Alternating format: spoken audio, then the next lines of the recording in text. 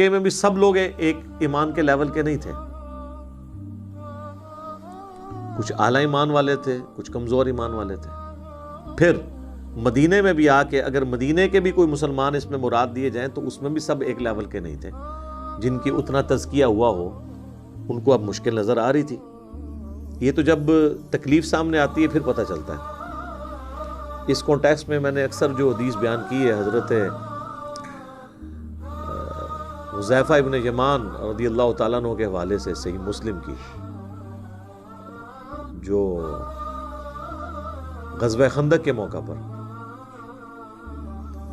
تو وہ تیرے ہوتے جنم لیا ہوتا تو آپ نے دیکھا ان کے لیے کتنا مشکل وقت تھا۔ رازدار رسول ہیں،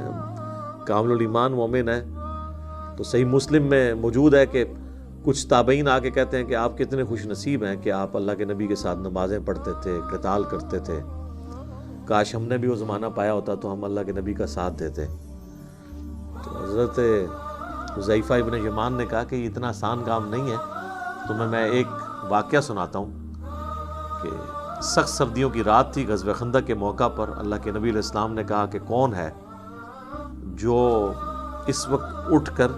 کافروں کی جاسوسی کر کے ان کی خبر مجھے دے اور قیامت والے دن میرا ساتھ اسے نصیب ہو۔ تو یہاں تو میرے لیے تقریباً سارا پاکستان ہی کھڑا ہو جاتا، اس لیے کہ نہ تو جانا ہے نہ کھڑا ہونا ہے کی ضرورت ہے، اے سی والے کمروں میں بیٹھ کے یہ واقعات سنانے ہیں۔ تو سیدنا حذیفہ کہتے ہیں کہ کوئی شخص بھی نہیں کھڑا ہوا۔ نبی علیہ السلام نے دوسری دفعہ اناؤنسمنٹ کی کہ کون ہے کہ جو اس وقت جا کے کافروں کی جاسوسی کرے ایک سردیوں کی رات میں اور قیامت کے دن اللہ کے نبی کا ساتھ اسے نصیب ہو۔ اس سے بڑی کوئی چیز ہو سکتی ہے؟ اللہ کے نبی کا ساتھ، شفاعت، جنت الفردوس میں حضور کا ساتھ۔ کوئی بھی نہیں کھڑا ہوا، تیسری دفعہ بھی کوئی نہیں کھڑا ہوا، چوتھی دفعہ حضور نے کہا حذیفہ، تو کہتے ہیں میں نے دل میں سوچا کہ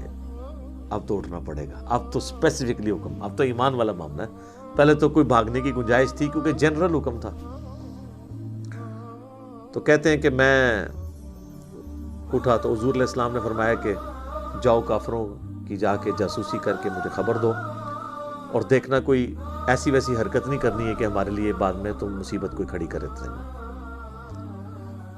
تو کہتے ہیں کہ میں اٹھا تو اس وقت بڑے بوجھل دل کے ساتھ اٹھا، لیکن جیسے ہی اٹھا تو مجھے ایک نہ نظر آنے والا کمبل جس طرح کے اڑا دیا گیا ہو، گویا کہ میں ایک گرم حمام میں داخل ہو گیا۔ یعنی یہ ایک معجزہ ظاہر ہوا اللہ کی طرف سے۔ اور کہتے ہیں میں اسی طریقے سے باہر نکل گیا، مجھے کوئی ٹھنڈ نہیں لگ رہی ہے، مجھے یوں لگ رہا ہے جس طرح میں گرم حمام کے اندر کسی کنٹرول انوائرمنٹ میں چل رہا ہوں۔ حتیٰ کہ میں نے کافروں کو دیکھا کہ وہ رات کے وقت اپنے نیزے اور تیر وغیرہ اور تلوار وغیرہ یہ تیز کر رہے ہیں، اور کہتے ہیں ایک لمحے کے لیے تو ابو سفیان میرے تیر کے نشانے پہ بھی آ گیا، اور میں نے ارادہ کیا کہ میں اس کا کام تو ختم کروں نا، کیونکہ وہ سردار تھا کافروں کی طرف سے۔ پھر مجھے حضور کی نصیحت یاد آئی کہ کوئی نواں موازنہ کھول کے آ جائے، تو میں پھر رک گیا۔ کہتے جب میں واپس آیا نبی علیہ السلام کی خدمت میں جیسے ہی حاضر ہوا، رپورٹ کیا، تو دوبارہ سے مجھے جو ہے نا ٹھنڈ لگنا شروع ہو گئی۔ یعنی باہر گرمائش میں تھے، اندر آ کے ٹھنڈ، کوئی معجزہ تھا۔ کہتے ہیں کہ میں جب مجھے ٹھنڈ لگی تو نبی علیہ السلام نے اپنی مبارک چادر میرے اوپر ڈال دی، اور وہ کہتے ہیں بس وہ چادر ڈالنے کی دیر تھی مجھے نیند آ گئی اور میں سو گیا۔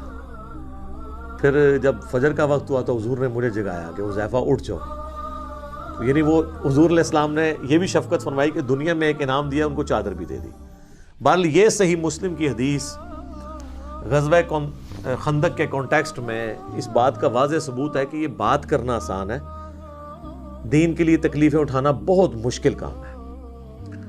آج جہاد اور قتال کے واقعات لوگ کتنے مزے لے لے کے سناتے ہیں۔ ابھی یہ رمضان شریف کا مہینہ چل رہا ہے نا،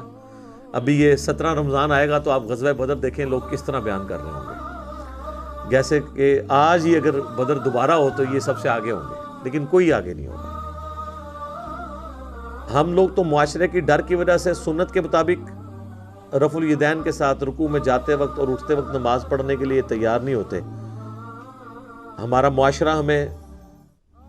جو ہے وہ نشانہ بنا لیتا ہے، رشتہ دار بنا لیتے ہیں، ایون بے نمازی بھی میدان عمل میں اتر آتے ہیں سمجھانے کے لیے کہ تنو کیا ہو گیا ہے۔ تو عقائد کی اصلاح اور سسٹم کو للکارنا، شرک کے اوپر بولنا، یہ تو بڑا مشکل کام ہے۔ تو بہرحال جب مصیبت کا وقت آتا ہے اس وقت ذرا پرابلم اور کھڑی ہو جاتی ہے۔ بخاری اور مسلم دونوں میں موجود ہے، حضرت سہل ابن سعد الساعدی، یہ شروع کے مسلمانوں میں سے بدری اصحاب میں سے ہیں، اور یہ آخر میں جو فوت ہوئے اصحاب ان میں سے حضرت معاویہ رضی اللہ تعالیٰ عنہ کا انہوں نے دور پایا۔ تو جب لوگ حج کے لیے آیا کرتے تھے نا، تو یہ بیت اللہ میں بیٹھ کے لوگوں کو نبی علیہ السلام کی باتیں سنایا کرتے تھے۔ ظاہر ہے اس وقت تابعین تھے، دور دراز سے لوگ زیارت کے لیے آتے تھے، جو کوئی 2-4 اصحاب رسول بچ گئے ہیں ان کی زیارت کریں، صحبت کریں، ان سے باتیں ڈائریکٹ سنیں۔ تو چونکہ آل امیہ کا دور تھا اور ممبروں پہ حضرت علی پہ سب و شتم ہو رہا تھا، تو سہل ابن سعد الساعدی خانہ کعبہ شریف میں بیٹھ کے حاجیوں کو یہ حدیث سنایا کرتے تھے، اللہ کی قسم میں جانتا ہوں کہ غزوہ احد کے موقع پر جب نبی علیہ السلام کو زخم لگا اور آپ کے یہ نیچے کے دانت شہید ہو گئے، تو کون تھا جو نبی علیہ السلام کے زخم کو دھوتا تھا اور کون مرہم پٹی کر رہا تھا؟ پھر وہ کہتے تھے اللہ کی قسم سیدنا علی ابن ابی طالب ایک ڈھال میں، اس ڈھال کو الٹا کر کے، اب وہ ڈھال ہوتی ہے نا وہ جو تلوار سے بچنے کے لیے، اس کو اگر الٹا کریں تو اتنا بڑا ایک وہ پانی کا آپ سمجھ لیں برتن بھی بن جائے گا، کیونکہ وہ اس میں پیٹ نکلا ہوتا ہے، ایسے کرویچر ہوتی ہے اس کے اندر۔ تو پانی لے کر آئے اور سیدہ فاطمہ جو ہے اس میں سے پانی لے کر نبی علیہ السلام کا زخم دھو رہی تھی، اور جب وہ خون نہیں رکتا تھا تو سیدہ فاطمہ نے ایک کاٹن کا کپڑا جو ہے اس کو جلا کے اس کی راکھ نبی علیہ السلام کے زخم پہ رکھی، اور پھر وہ خون رسنا بند ہوا۔ اور ظاہر ہے وہ اتنا زیادہ خون آپ کا بہہ گیا تھا کہ بلڈ پریشر لاس ہونے کی وجہ سے نبی علیہ السلام بے ہوش ہو گئے تھے۔ اسی وجہ سے نبی علیہ السلام کی شہادت کی افواہ بھی پھیل گئی تھی، جس پہ وہ پھر آیت سورہ آل عمران کی بعد میں اللہ تعالیٰ نے کمنٹری کے طور پہ نازل کی نا 144، وما محمد الا رسول قد خلت من قبلہ الرسل افإن مات او قتل، محمد تو نہیں مگر ایک رسول، اگر یہ مر جائیں اور پاکستان میں وصال فرما جائیں، ترجمہ یہ کرتے ہیں یا جنگ میں قتل کر دیے جائیں یعنی شہید ہو جائیں، تو کیا تم اپنے دین سے الٹے قدم پھر جاؤ گے؟ جو کوئی تم میں دین سے الٹے قدم پھرے گا اللہ کا کچھ نہیں بگاڑ سکے گا، اور اللہ تعالیٰ جزا دے گا ثابت قدم رہنے والوں کو، اہل ایمان کو۔ تو یہ آیت اس موقع پہ نازل ہوئی، اور اسی موقع پہ آپ دیکھیں کہ صحیح بخاری میں آتا ہے کہ حضرت عثمان غنی رضی اللہ تعالیٰ عنہ غزوہ احد میں جب بھگدڑ مچی تو اس میں بھاگنے والوں میں وہ بھی شامل تھے، لیکن پھر سورہ آل عمران میں اللہ تعالیٰ نے ان سب کو معاف بھی کر دیا۔ ہم یہ چیز کو کرٹیسزم کے لیے بیان نہیں کر رہے ہیں، آج کی ڈیٹ میں تو معافی ہو چکی، لیکن اس وقت میں بتا رہا ہوں اس وقت بھی سب لوگوں کا ایمان ایک لیول کا نہیں تھا۔ اور آپ دیکھیں سب سے مشکل وقت نبی علیہ السلام پہ تھا، کیونکہ ان کی ٹارگٹ تو حضور کی ذات تھی نا۔ اس مشکل وقت میں بھی حضور علیہ السلام کے ساتھ جو لوگ کھڑے ہوئے تھے وہ ہیں اعلیٰ ایمان والے لوگ،